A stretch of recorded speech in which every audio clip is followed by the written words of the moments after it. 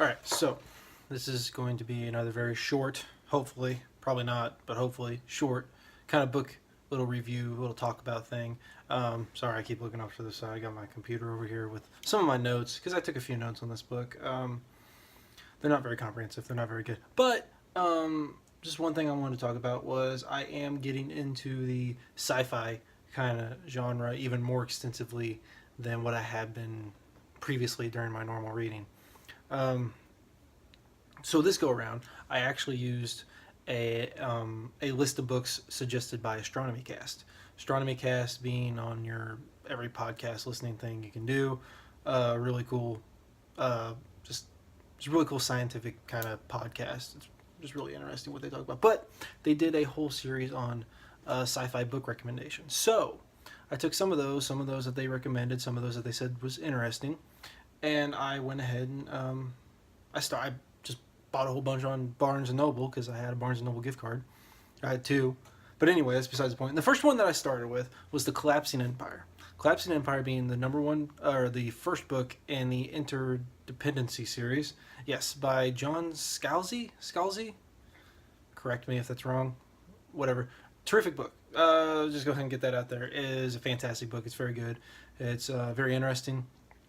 Very few complaints. I have a couple here and there, but they're very minor. But anyway, what I want to do is I want to actually kind of have this video split up a little bit into like a pre spoiler kind of section where it's just kind of the background, kind of what you would just get from a summary, and then I want to do a post spoiler where I actually talk about stuff that actually happens and so on and so forth. And there'll be some skips here and there. There'll be time for anybody who just wants to watch the non-spoiler and anybody who wants to watch the spoiler. They can go ahead and just bounce back and forth or whatever. But anyway, getting right into the pre-spoiler, no spoilers, no big plot twists or anything like that going to be discussed, just your basic kind of ideas behind the book and stuff like that. Where we start is we start in a kind of a galaxy system-esque kind of thing that humans are able to have discovered because of this thing called the flow. Now what the flow is basically a wormhole. It's basically a wormhole connecting two different points in space, allowing people to easily transport back and forth.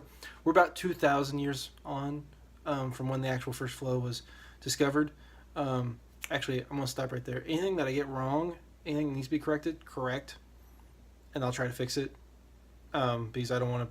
This is going off the top of my head and very minimal notes. So I want to make sure everything is as right as possible. I think we're about 2,000 years ahead from when this the flow from Earth to this new kind of galaxy kind of system or whatever, when people made the jump. And then eventually they went ahead and lost the flow connection to Earth. So actually this is a whole completely separate from Earth. This is a new civilization, as new can be anyway. Definitely well inspired by what they had on Earth and stuff like that. Going right into it.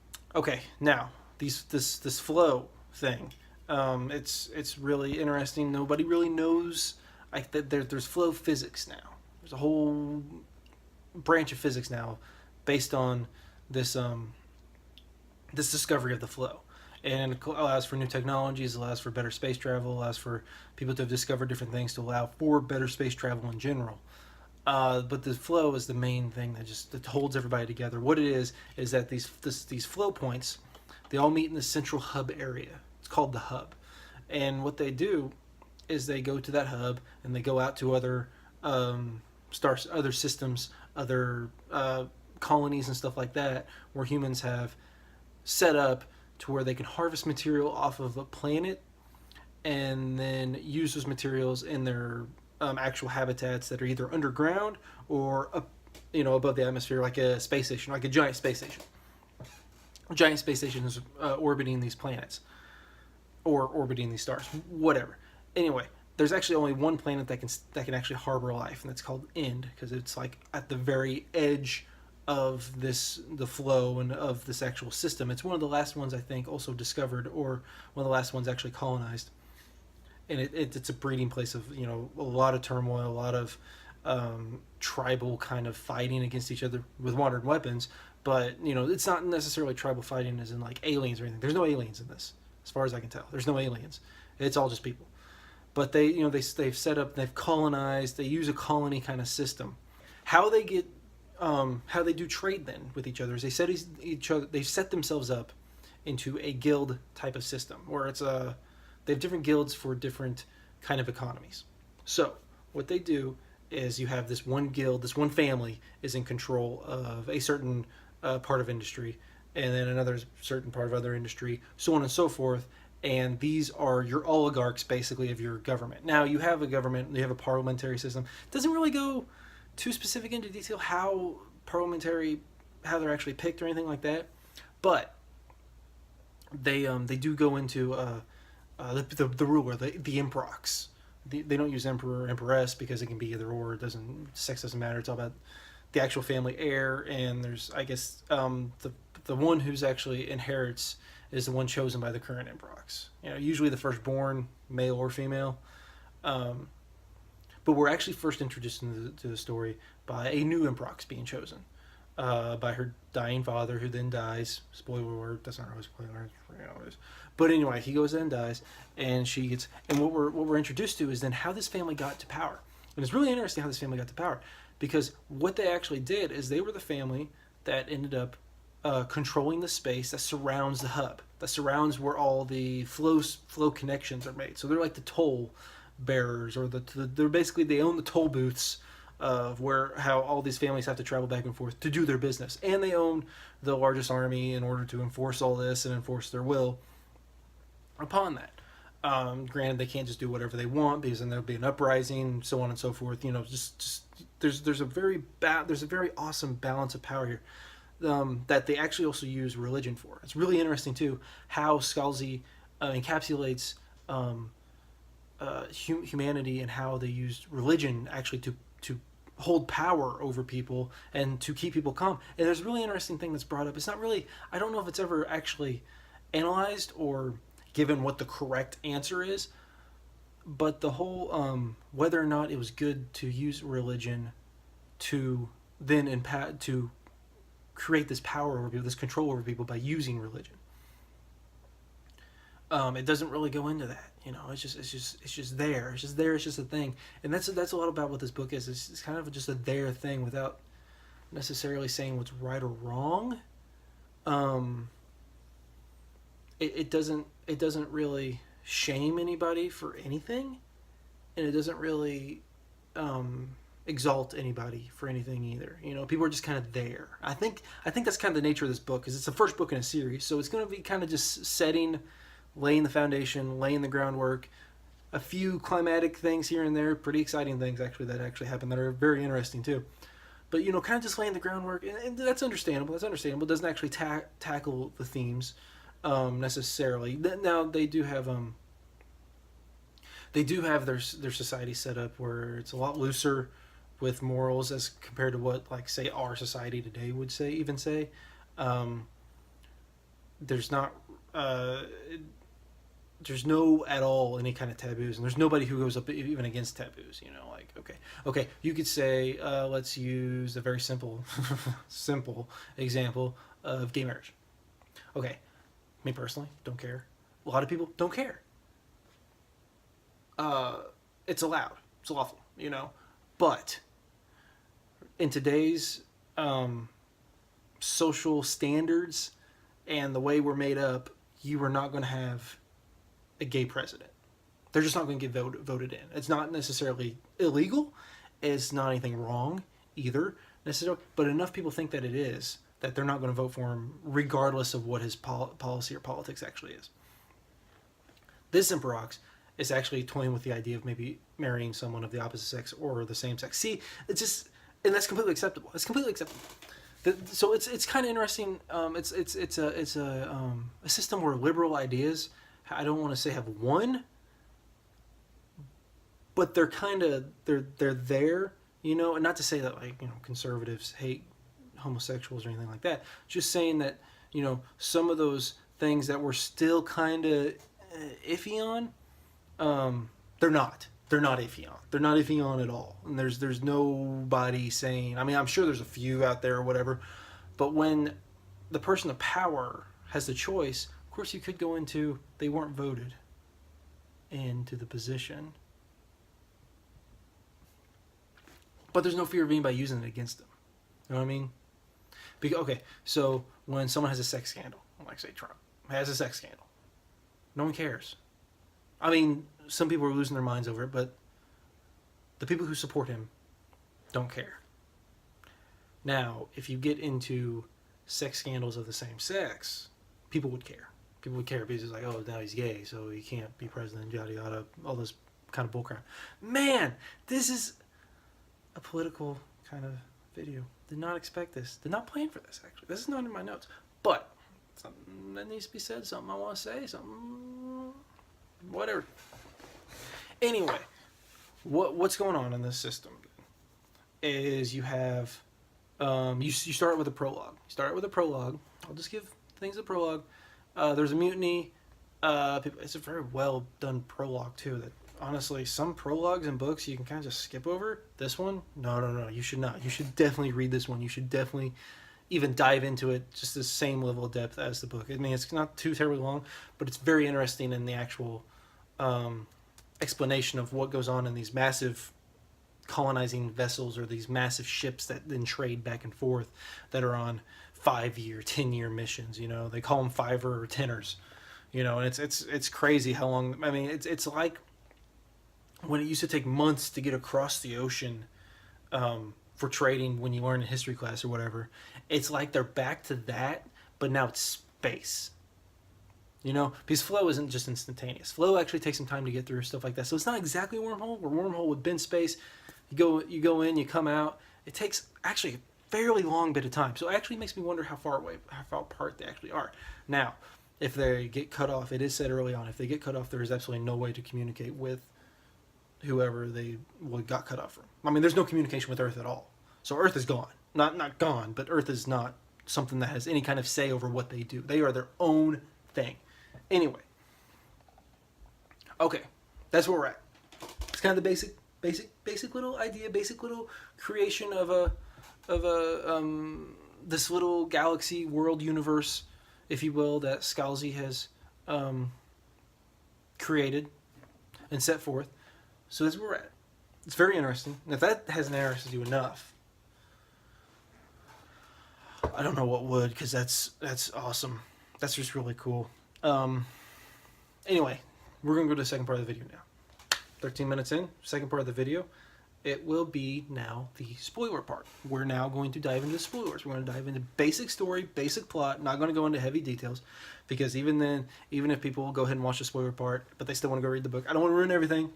I don't want to just mess up everything for them, you know, because it's really cool. It's really intricate, and it's really interesting what Scalzi has actually done, you know. So yeah, we're going to go into the second part.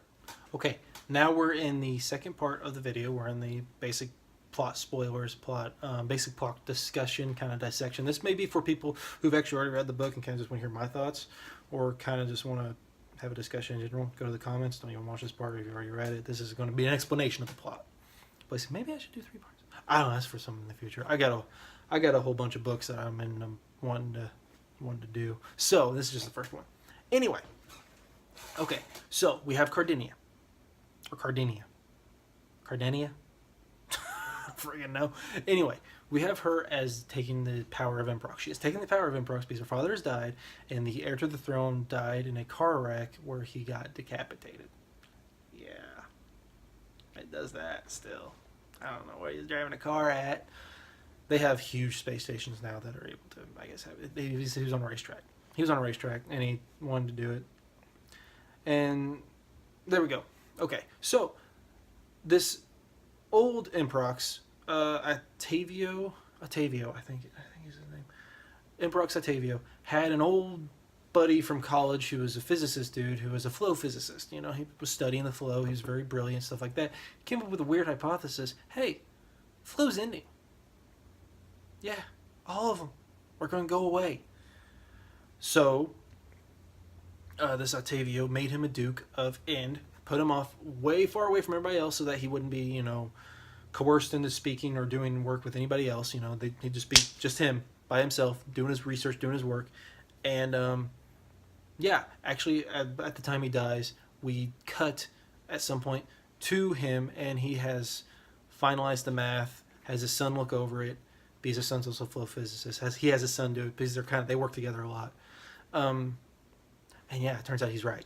Turns out flow is ending. Flow is the flow is in, with the first one being from end to hub, and so he needs to get his little butt onto hub to tell the Emperox, which they don't know is dead. Remember, communication takes months because it takes months to get through the flow. So that's as fast as they can. I mean, the flow travel is faster than light speed, so they can't send it. They have to send it through the flow, which is kind of an interesting concept in and of itself.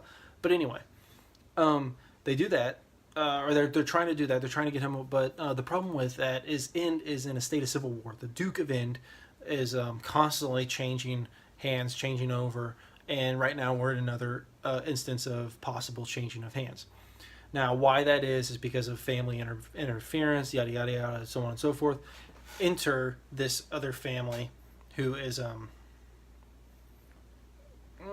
not necessarily rivals to the Noham. Oh, let me read this. The Nohammepetans. Dude, Scalzi, come on, make easier names for your characters. Good lord, I'm just kidding. It's a great book. I'm not. If you ever see this, love the book. Actually, it made me buy more of your books. Anyway, I'm gonna call them the Nose. The Nose, because they're the bad guys. They're the obvious bad guys. They're always the bad guys. They're just terrible people. Anyway, they're actually the ones behind the Civil War. They're trying to get everybody all riled up so that they can take over End. The reason I'll get to it in a little bit. But they're trying to take over End. So they're trying to stop this dude also from getting off of End to get to Hub to warn about anything. Because they just want control. They want control, and the way to control it is also to control this man the physicist, who actually has some sort of tax collector kind of. His position doesn't really matter because he's good at it, but it doesn't really matter because he's just there to actually just study the flow. Anyway, this dude's son is trying to get off of flow so that he can go ahead and warn the Emperox about what's going on. So, Noah's after this guy, who's then trying to get off of End, who is trying to get to this family, who is, like I said, not really rivals, but kind of, sort of, because they're a guild. They're a family guild, so they're trying to make money, and they're trying to make as much money as possible. So, what their business is they sell and also franchise out kind of farming, kind of different types of fruit and stuff like that. Well, what it ends up happening is once they get to End, due to a little bit of sabotage to No, it turns out that they are blamed for wreaking havoc upon the local farming. The local farming, which then dies out or gets decimated because of these people's introduction of their plants and stuff like that, which also means that they can't sell anything. Now, granted, look at, they are on a big old ship with a bunch of crap. Big old ship. I said ship. Big old ship with a bunch of crap. I'll say crap, not shit. I mean, they're on a big old ship with a bunch of stuff to sell. Okay, so they're trying to sell this stuff, but now they can't because the Duke is like, well, you ruined everything we have. We can't accept anything from you now because the No sabotaged them and everything like that. Well, she comes up with a brilliant idea. Everybody's trying to get off the planet because of the Civil War.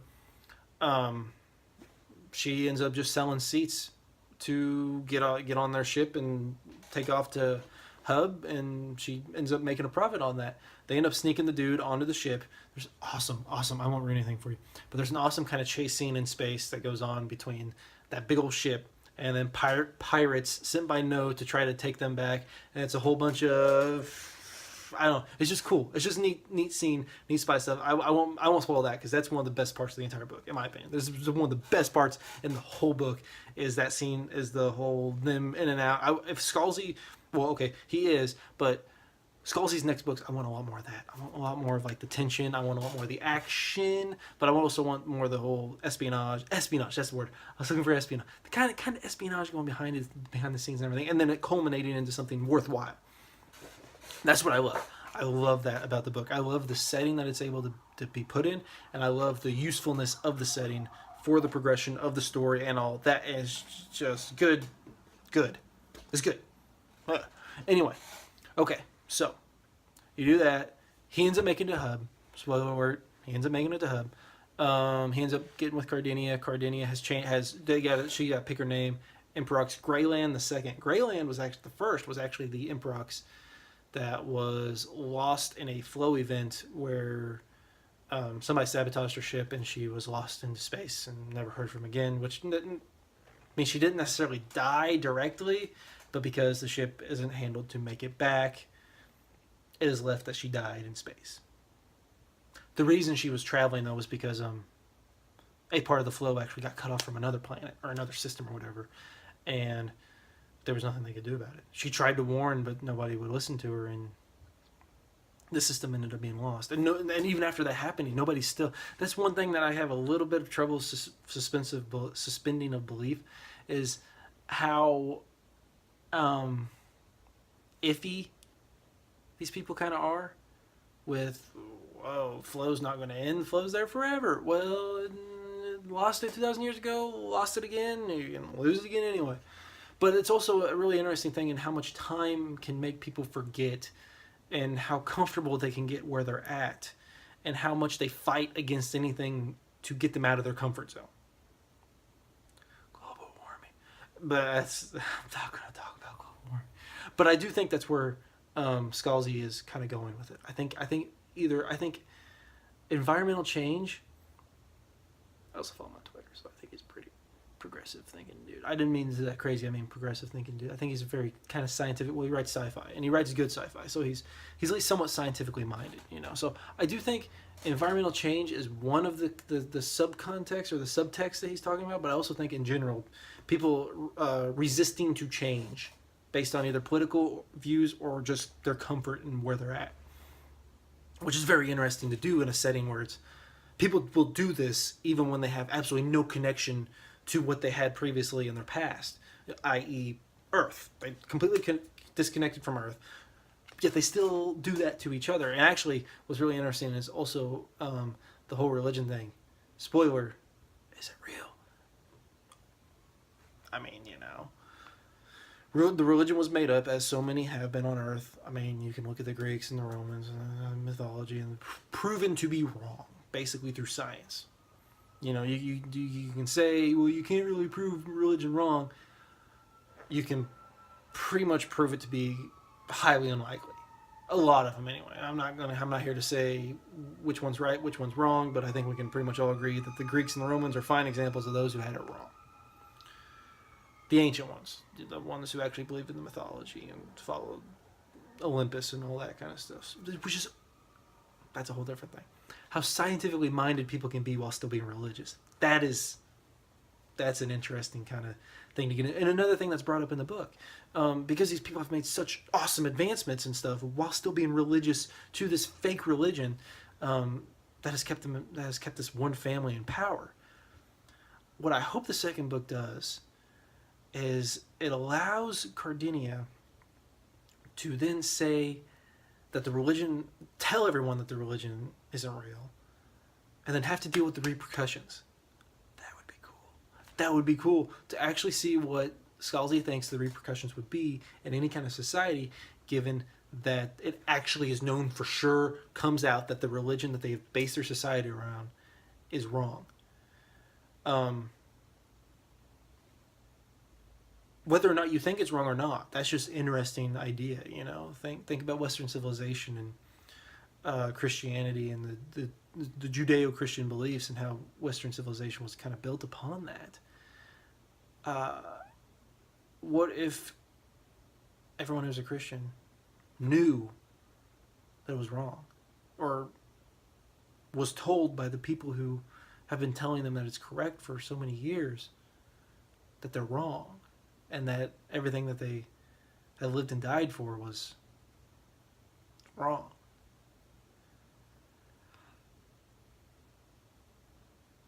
It wouldn't sit too well with a lot of people. And I really hope that's where he kind of goes with it. That's where I hope Scalzi kind of goes with it in his second and third, fourth, fifth, 27th book, because this series is going to be good. This series is going to be good. I'm really excited for the book. Next one doesn't come out in the fall, so wait till the fall for the new review. Anyway, yeah, that's good. All right, I want to go to the next section. I know that I said there'd be two. Now there's three. I want to go to a section. Let me scroll down on my computer to likes and dislikes. Okay, now some of my likes. The characters are all interesting. They're all fun. They're all diverse. They're all whatever. One thing I really love about this book too, they don't give them races. They don't give any kind of races. Now they kind of the House of Wu. I think that's the one. Or Wong. Let me check that with my notes. Sorry. Just hold up, real quick, right here.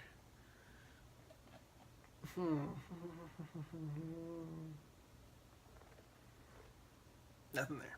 Okay. Something. I don't want to say. I don't want to say something racist. Something that sounds Eastern. We'll go with that. Something that sounds, definitely sounds like it would harken back to dynasties in China.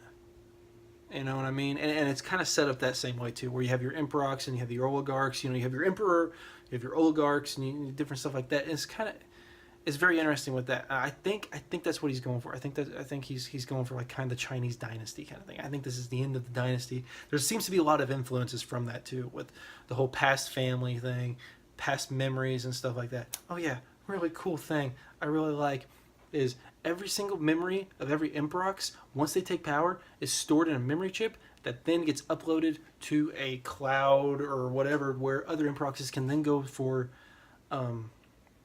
insight and wisdom. I'm like, that's awesome. That's an awesome idea I had never heard of. Granted, I'm fairly new to sci-fi, so don't eat me alive. But that's awesome to me. That's kind of to store all of your memory, so that if you confronted with a problem, you can then go directly to a memory banks and pull up every single emperox that had that same problem, and then either do what they did or don't do what they did. And yeah, it's just so cool because you have thousands of years of these. Anyway, going right ahead. Second thing I like, governmental system. I love the interesting governmental system. I love the intricacies of it, stuff like that. I want it to be a little more fleshed out as to, is there a voting system? Is it all just based on family ties? Is it all just based on who has the most money?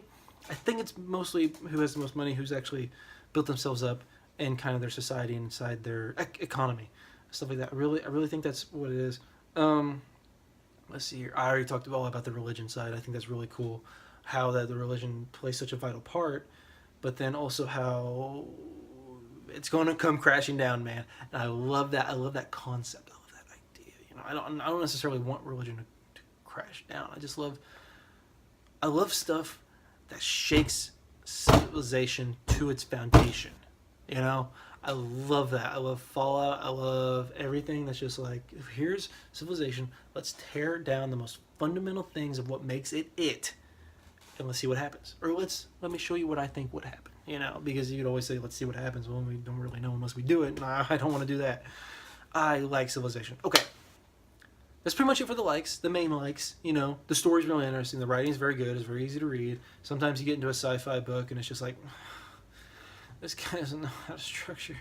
And it's so hard to... No, this one's great. This one's fantastic.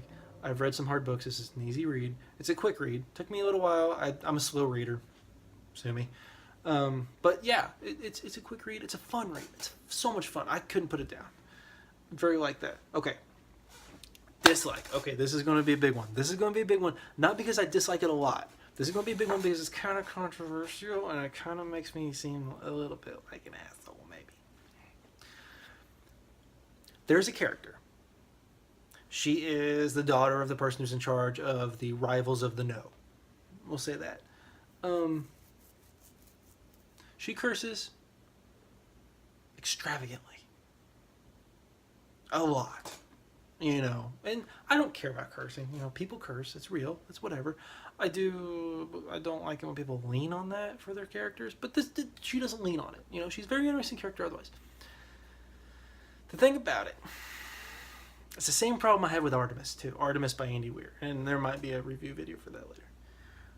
Her sexuality. Okay, so I'm not saying I'm not saying there's anything wrong, you know, with it. You know, she's obviously bi. She has sex with both men and women, and are attracted to both men and women through the whole movie, the whole book. Fine, I don't care. but it seems forced. That's my problem. It seems forced. It seems like she has to have a sexual thought at everything. And that's the same thing with Artemis. The sexual jokes and the sexual thoughts and the actual sex seems a little forced. You know, and I'm not here to complain about a man writing about a woman's sexuality. I'm not here to complain about anything like that with Andy Weir or John Scalzi. But when you make the character dependent upon it, I don't like it. It seems kind of lazy to me. You know, it's just like, oh, let's make a dick joke that I thought while writing today, and then I'm going to keep it in my book, and it's not going to get edited out. I don't know. It seems forced. Great, I still love the character. She's one of my favorite characters in the whole book, and I hope there's a lot more of her in the second book. But the time she's had sex, I actually liked the woman when she was having sex with a woman. Not because of that, but because it was a lot more interesting of an idea. See, the woman was actually there to protect, or actually not even protect, but to trail her and tail her and basically report back to her superiors, who are kind of the officers of Hub, what she was doing. Because she was a suspect in assassination attempt number 2. There's 2 assassination attempts. One is less successful than the other one. Both of them are unsuccessful. I mean, Cardinia lives through both. Spoiler alert, but we're already past spoilers. So, and that's really interesting thought. It's like, okay, doesn't that kind of compromise the mission? And it's like, but even he even said, or she, the woman, this guard or whatever that she has sex with, is like, no, that'll be in the report to my superior as well. That just blows my mind for the society. You know, that's how open they were about sex, which is fine, and that's a brilliant way to show how open about sex they are.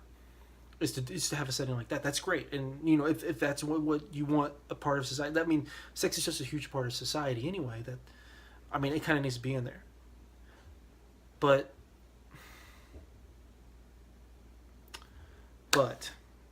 when she has sex with a dude, we're introduced to her having sex with a dude, and it's like,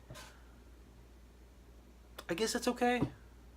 I mean, it's all okay. It's whatever the author wants, but it just, when she has sex with a dude, and then she has sex with the physicist's son who's trying to get to Hub, and they're trying to have a serious conversation while having sex, it's just like, did the story need that? I guess the story needed that. I don't know why the story would need that. See, that's my problem, is I don't know why the story needs that, and then I don't know why the story needs it. Are they good sex scenes? I mean, they're not really explicit. But I hate to spend so much time on this, but it is something that kind of bothers me when I read that. And then when I read Artemis, it was so heavy about sex. It just doesn't need to be. But anyway, overall, the book was fantastic. That's the only dislike I have about it. That's the only dislike I have about the entire book. I'm sure there's other things that I might have, while I was reading, but I could easily gloss over. That's something I couldn't gloss over as easily. I don't know, just for the sheer fact, maybe I'm just a prude. I don't know. But anyway, it's a fantastic book. Highly recommend. Would give it, I think I gave it a 4 out of 5 on Goodreads, and the only reason I didn't give it the 1 is because the only book that has a 5-star on Goodreads for me is like Catch-22 or Brave New World, another sci-fi book I want to get at because that one's so cool. Anyway, but yeah. 4 out of 5, highly recommend. Great sci-fi book, great. There's a lot more themes, a lot more morals and stuff that I didn't go into because I wanted this video to be short, and it's already not short at all. So, my next book that I'm going to do is Alive by Scott Sigler. I have it right there on my desk, so I kind of just wanted to cheat to read it. Is Alive. I love it. I'm over halfway through. I'm actually almost like 3/4 of the way through. Adore the book. Book's amazing. That one's going to be really interesting to talk to. I may actually break that into multiple videos, though, because that's going to be a lengthy talk. But anyway, that is all for the Collapsing Empire. This has actually just been more of a concept video, just trying to see how I would do some of the sci-fi stuff, and I think I'd want to read along. I think I'm going to do a read-along video series with Alive. I'm going to start like halfway through and then like finish out the last few chapters with more of a read-along, you know, chapters this through this, you know, and I'll actually go in depth into it, and it'll be a complete spoilers, and they'll have a review summary video at the end. That's how I think I want to do it. But this is a review summary at the end because I read the book before I even had a chance to think about making videos. But anyway, that is all from me. If you like it, like the video. If you don't, I guess you can hit dislike if you want. I'd prefer you didn't, because I'm bad with negative feedback. No, I'm just kidding. Say whatever you want. If you have suggestions, honestly, if you have suggestions though, let me be better. Let me be better. I want to be better at everything I do, and this is just something I do. So yeah, leave a comment. If you want to start a discussion, leave a comment. Try to find my email on my YouTube page. Shoot me an email. We'll talk about the book. If I said anything wrong, correct me. Correct the crap out of me. Yeah, keep it clean. Yeah, because I don't want to be wrong. And I will try to go back and correct it. I will try to put either in a description or record a new video or annotate it. Whatever. Anyway, that's all for me. That's all for me, man. See ya later whenever I start part 1 of Alive.